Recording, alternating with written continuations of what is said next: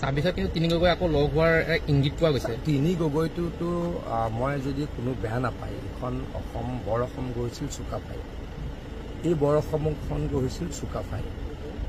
এই চুকাফাই গঢ়া বৰ অসমখনত তিনিগৰাকী গগৈ থাকিব, তাতে কোনো এগৰাকী শৰ্মা নাথাকিব, কোনো এগৰাকী কলিতা নাথাকিব নেকি, কোনো এগৰাকী দাস নাথাকিব নেকি, কোনো এগৰাকী আমাৰ কাৰ্বি সম্প্ৰদায়ৰ মানুহ নাথাকিব নেকি, কোনো এগৰাকী মিচিং সম্প্ৰদায়ৰ মানুহ নাথাকিব নেকি, কোনো এগৰাকী আমাৰ বাগানৰ ব্যক্তি নাথাকিব নেকি, কোনো এগৰাকী হিন্দীভাষী ব্যক্তি নাথাকিব নেকি। গতিকে এই তিনি গগৈ শব্দটো অলপ সাম্প্ৰদায়িক যেন মোৰ লাগে। যি সাম্প্ৰদায়িক অসম এখন আমাৰ চুকাফা মহাপুৰুষে বিচৰা নাছিলে। চুকাফাইটো সাম্প্ৰদায়িক অসম এখন বিচৰা নাছিলে।